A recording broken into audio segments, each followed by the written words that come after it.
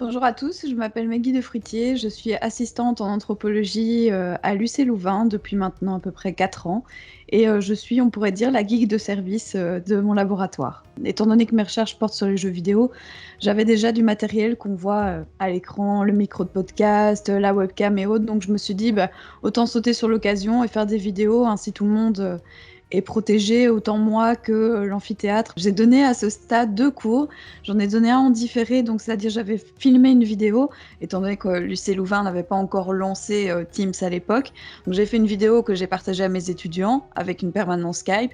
Ça s'est très bien passé, j'ai trouvé les étudiants très réactifs et les échanges productifs. J'ai eu un second cours en live sur Teams où en fait là ma collègue discutait et je faisais la modération. Donc les étudiants pouvaient parler en direct et je répondais à leurs questions. Donc c'était un petit peu la pratique du streaming que je vois sur mes terrains de jeux vidéo appliqués au cours. Donc j'ai trouvé ça passionnant, un peu frustrant parce que l'échange n'est pas le même. Forcément, on n'a pas le présentiel et les réactions des étudiants. On ne voit pas quand ils ont des difficultés parce que dans un amphithéâtre, il y a quand même cette vision du visage, des expressions, des murmures.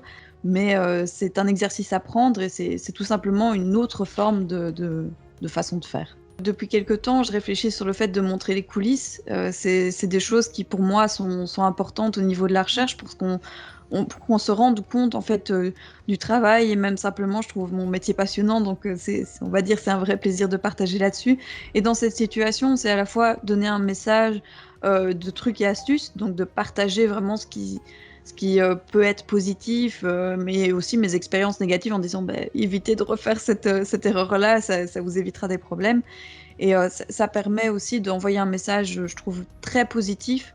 Du côté, c'est tout à fait faisable, c'est un autre mode de vie. Et moi, j'ai envie, à ce stade, on a déjà suffisamment de mauvaises nouvelles et de choses difficiles, autant insister sur la solidarité et le côté positif des choses et les nouvelles opportunités qui s'offrent.